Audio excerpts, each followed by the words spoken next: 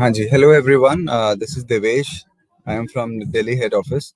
तो मैं आज आपको श्रमिक पंजीकरण के रिगार्डिंग एक पावर पॉइंट प्रेजेंटेशन के थ्रू आपको जानकारी दूंगा। आप देख पा रहे हैं सब? अभिनय जी, विजिबल है क्लियरली स्लाइड? हाँ, विजुअल है। हाँ, स्लाइड विजुअल ठीक, है आप। ओके। देखिए, सबसे पहले हमें अपने डिजिटल सेवा पोर्टल पर लॉगिन करना होगा। लॉगिन करने के लिए हमें अपने डिजिटल सेवा पे अपने क्रेडेंशियल से लॉगिन करना होगा, सीएससी आईडी और पासवर्ड से, या फिर डायरेक्ट सर्च बटन पे क्लिक करके लेबर रजिस्ट्रेशन हम टाइप कर सकते हैं।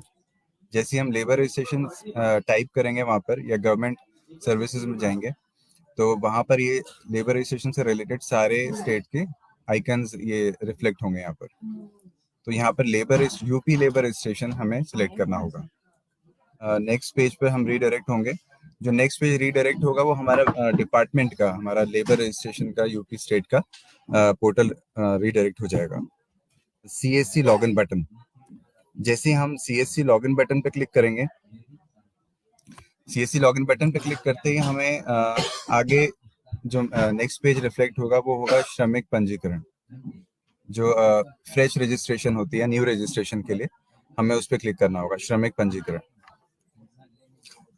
यहाँ पर जैसे हम क्लिक करेंगे, हमें नेक्स्ट पेज जो रिफ्लेक्ट होगा वो होगा हमें लॉगिन करने के लिए। वो जो भी श्रमिक होगा उसका हमें आधार बेस्ड, जो आधार से लिंक होगा जो मोबाइल नंबर उसका श्रमिक का, वो हमें यहाँ पर एंटर करना होगा, और उस वर्कर के उसी स्पेसिफिक मोबाइल नंबर पे ओटीपी जाएगा।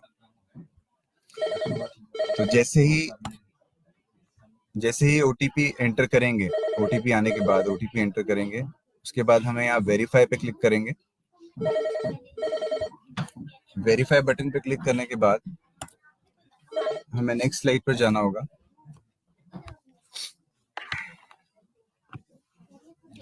नेक्स्ट स्लाइड पे जब हम जाएंगे, आप देख रहे हैं इसमें हमें जो डॉक्यूमेंट्स की जो रिक्वायरमेंट है वो होगी आधार कार्ड, बैंक का पासबुक, नियोजक का सर्टिफिकेट, जो कि जैसे कि जो भी श्रमिक का पंजीकरण हो रहा है उसका एक सर्टिफिकेट होगा जिसने पहले भी काम किया होगा, कोई भी बिल्डिंग कंस्ट्रक्शन का काम, या फिर कोई भी अदर काम कोई भी, तो वो उसका वो सर्टिफिकेट होगा, और एक पासपोर्ट साइज फोटो हमें यहाँ पर अपलोड भी करना होगा।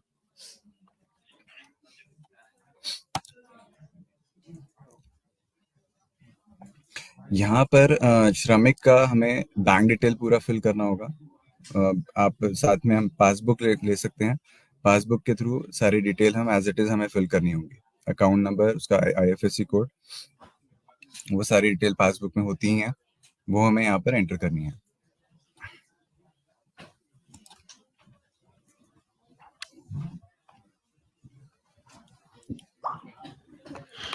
इस स्लाइड में आप देख रहे हैं कि हमें जो डॉक्यूमेंट अपलोड करने हैं वो सिर्फ जेपीजी फॉर्मेट में हमें अपलोड करने हैं, जैसे कि बैंक पासबुक, नियोजक सर्टिफिकेट, पासपोर्ट साइज फोटो और आधार कार्ड। ये हमें सारे जेपीजी फॉर्मेट में अपलोड करने हैं।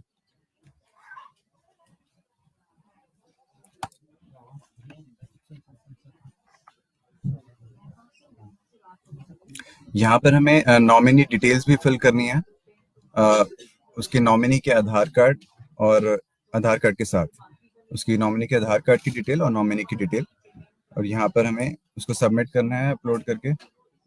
जैसे हम नेक्स्ट पे क्लिक करेंगे, यहाँ पे हमें पेमेंट गेटवे रिफ्लेक्ट करेगा। तो जैसे ही हमें यहाँ पर भुगतान करेंगे फीस का, यहाँ पे पे बटन पे क्लिक करेंगे हम। पे बटन पे क्लिक करने के बाद यहाँ पर रिफ्लेक्ट करेगा अमाउंट, और पे बटन फिर से यहाँ पे रिफ्लेक्ट होगा। इसके बाद अपना जो यूजुअली जिस सीएससी में हम कोई भी सर्विस की हम पेमेंट करते हैं, पेमेंट गेटवे पर अपना वॉलेट पिन एंटर करके यहाँ पर हम पेमेंट प्रोसेस करेंगे।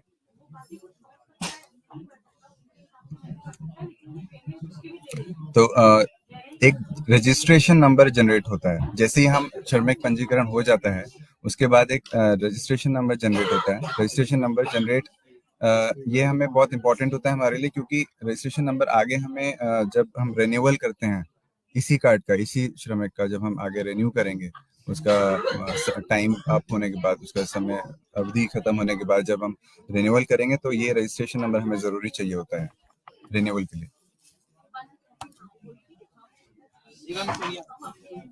ये तो था हमारा न्यू रजिस्ट्रेशन का प्रोसेस, जो हम श्रमिक का पंजीकरण करेंगे, न्यू रजिस्ट्रेशन जो करेंगे नया।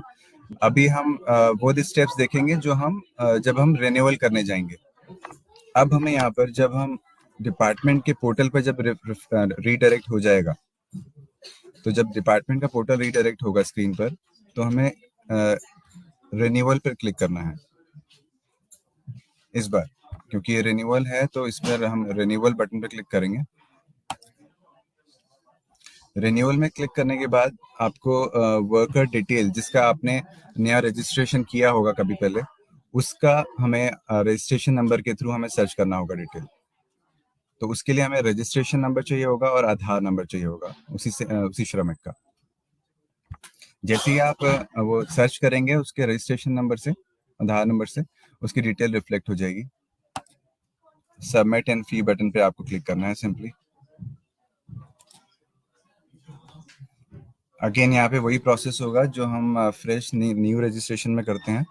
पे पर क्लिक करेंगे फी पे करने के लिए। दोबारा से यहाँ पर आप वॉलेट पिन एंटर करेंगे, ये फी पे हो जाएगा। तो ये सिंपल स्टेप्स हैं, ये सिंपल फॉर्म है एक, जिसमें अपने श्रमिक की डिटेल्स डालनी है आपको सारी, और जो डॉक्यूमेंट्स हैं आपको मैं एक बार दोबारा से वो स्लाइड दिखाता हूँ जो आप में ज़रूरी डॉक्यूमेंट्स हैं रजिस्ट्रेशन के लिए।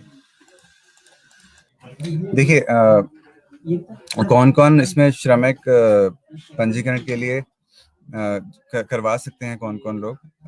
उसके लिए ये आप देख रहे होंगे स्क्रीन पर, या तो बिल्डिंग कंस्ट्रक्शन का, बिल्डिंग का कार्य कोई करता हो, बढ़ई का कार्य करता हो, बहुत सारे ऐसे कार्य हैं जो बिल्डिंग और अदर कंस्ट्रक्शन वर्कर के लिए ये एलिजिबल है। आवेदक की जो उम्र है वो होनी चाहिए 18 से 60 वर्ष के बीच, और जो श्रमिकों ने 12 महीने में कम से कम 90 दिन निर्माण श्रमिक के रूप में कार्य किया हो, वो इसके लिए एलिजिबल हैं इस श्रमिक पंजीकरण के लिए। और श्रमिक पंजीकरण में केवल परिवार के मुखिया के नाम पर ही श्रमिक कार्ड बनता है, ये आपको ध्यान रखना है। इसमें आधार कार्ड, राशन कार्ड, मतदाता पहचान, भामाशाह कार्ड, बैंक का विवरण, mobile number, passport size photo, परिवार के सभी सदस्यों का पहचान पत्र जरूरी होता है। तो ये तो जरूरी डॉक्यूमेंट्स थे, और जो श्रमिक इसके लिए एलिजिबल होता है, जो श्रमिक अपना पंजीकरण करवाने के लिए, ये तो वो चीजें थी जो मैंने आपको अभी बताई। बाकी इसके बेनिफिट्स, जो इसका मेन बेनिफिट है, जो गवर्नमेंट का मेन बेनिफिट है, वो बेनिफिट ये जो मेन एम है, जो मेन उद्देश्य है, वो ये है कि श्रमिकों को फाइनेंशियली मतलब आर्थिक रूप से सहायता पहुंचाना। मेन उद्देश्य ये है हमारी गवर्नमेंट का, तो इसलिए ये सर्विस स्टार्ट हुई थी। तो जैसे कि आप देख सकते हैं यहाँ पर इसके मेन बेनिफिट ये हैं कि जब हम जो श्रमिक पंजीकरण करवाएगा, उसके कन्या के विवाह में 55 हजार रुपए की आर्थिक सहायता प्रदान की जाएगी। मेन बेनिफिट इसका एक ये है। जैसे कि स्टडीज के लिए, जैसे बीए के स्टूडेंट्स को 13 से 15 हजार रुपए और एमए के स्टूडेंट्स को 15 से 17 हजार रुपए इसमें प्रदान किए जाते हैं गवर्नमेंट के द्वारा। आवास योजना के अंतर्गत भी मकान बनाने के लिए 1 लाख रुपए तथा भवन मरम्मत के लिए 15,000 रुपए दिए जाते हैं। तो इसमें ऐसे बहुत सारे बेनिफिट्स हैं जो श्रमिकों को पहुंचाए जाते हैं सरकार द्वारा इस श्रमिक पंजीकरण के द्वारा। और इसमें अपना जो हमारे जो वीएलईज का जो कमीशन रहता है, वो रहता है अप्रोक्सीमेटली 10 रुपए के करीब, जो न्यू रजिस्ट्रेशन होता है। और जो रिन्यूअल होता है उसका जो कमीशन रहता है वो 5 रुपए में से कुछ डिडक्शन होता है, 5 रुपए से थोड़ा कम रहता है। जैसे कि आप देख रहे हैं कि ये एक सर्विस ऐसी है जिसमें कि सबसे ज्यादा कमीशन है। भाई आप 15 रुपए फीस ले रहे हैं, जिसमें से 10 रुपए कमीशन आपको मिल रहा है, और रिन्यूअल के लिए 25 रुपए ले रहे हैं, जिसमें से 5 रुपए कमीशन आपको मिल रहा है, जो कि एक अच्छा कमीशन है आज की डेट में। अगर आप देखें तो ये कमीशन इनसे मिल रहा है, कहीं अलग से पेमेंट नहीं आता है। आपका ऑटो कमीशन कटने के बाद पैसा आपको पे करना होता है। तो एक ऐसी सर्विस जिसमें आपको अच्छा कमीशन मिल रहा है, जैसे कि यूसीएल है, बाकी सर्विसेज हैं जहां पे आपको कमीशन अच्छा मिलता था। अब आप इस सर्विस को भी यूज करके अपने सेंटर पे फुटफॉल बढ़ा सकते हैं और अपने ट्रांजैक्शन इंक्रीज कर सकते हैं, जिससे आपकी ग्रेडिंग भी अच्छी होगी।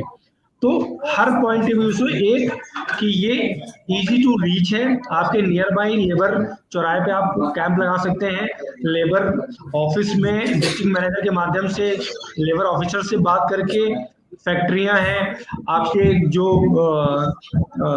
सब्जी मंडी लगती है, ये ऐसे बहुत सारे पॉइंट हैं जहां पे आप इजीली कैंप लगा के नंबर ऑफ ट्रांजेक्शन बढ़ा सकते हैं और ज्यादा ज्यादा कमीशन को कमीशन कलेक्ट कर सकते हैं।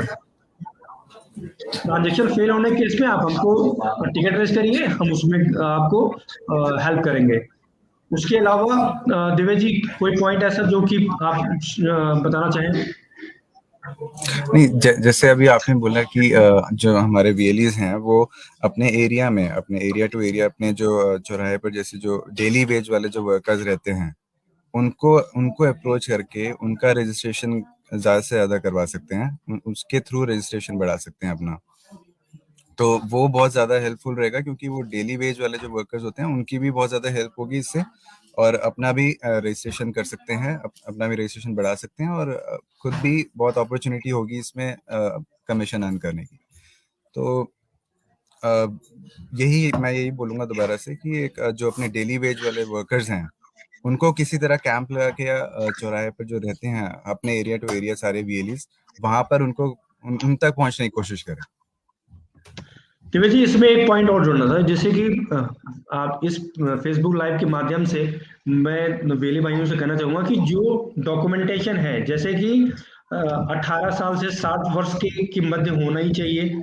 कोई भी श्रमिक 12 महीने या 90 दिन श्रमिक के रूप में कार्य किया हो, और केवल जो वैलिड डॉक्यूमेंट्स हों उन्हीं का आप इस्तेमाल करिए। और कहीं भी कोई केस ऐसा आए जिसमें कि ओवर चार्जिंग की शिकायत अगर मिलती है, मैं इस चीज पॉइंट को इसलिए ले रहा हूं कि कई बार शिकायत आती है डिपार्टमेंट से ओवर चार्जिंग के लिए, तो आप इस प्लेटफॉर्म के माध्यम से मैं आप सभी से अनुरोध करूंगा कि ओवर चार्जिंग का कृपया ध्यान रखें, क्योंकि अगर कोई भी ओवर चार्जिंग का केस हमारे समक्ष आता है, डिपार्टमेंट की तरफ से हमारे पास कोई संज्ञान में आता है, तो हम वो बीएलई खुद जिम्मेदार हैं। कोई भी जो भी सीएससी के माध्यम से या डिपार्टमेंट के माध्यम से जो भी कार्रवाई होगी उसकी जिम्मेदारी सीएससी वीएलई की खुद की होगी। तो आपसे अनुरोध है, जो अमाउंट बोला गया है या बताया गया है, कृपया उसी अमाउंट में करें और ज्यादा ओवर चार्जिंग ना करें। इससे दो चीज फायदे हैं कि एक तो आपके सेंटर पे बेनिफिशियरी का फुटफॉल ज्यादा होगा, दूसरा कि गवर्नमेंट जो लेबर ऑफिसर्स भी हैं वो भी ऐसे वीएलईज को आइडेंटिफाई करते रहते हैं जिनका रिकॉर्ड अच्छा हो, और उनको कैंप्स में या जो लीड जनरेट होती है उसमें वो इन्वॉल्व करते हैं। तो ये विवेक जी बहुत बहुत धन्यवाद आज समय देने के लिए, और आज के कार्यक्रम से हमें उम्मीद है कि भाइयों की बहुत सारी समस्याएं दूर हुई होंगी, और ऐसे ही आगे भी हम और भी सर्विस के बारे में इस आज की मुलाकात में आप सभी से संपर्क में रहेंगे, और नई श्रृंखला में कल हमारे दूसरे सब कोलीग नए सर्विस के साथ प्रेजेंट होंगे। तो आज के लिए सभी वेली भाइयों से धन्यवाद, नमस्कार। और देवेश जी आपका धन्यवाद समय देने के लिए, नमस्कार। धन्यवाद दिनेश जी, नमस्कार।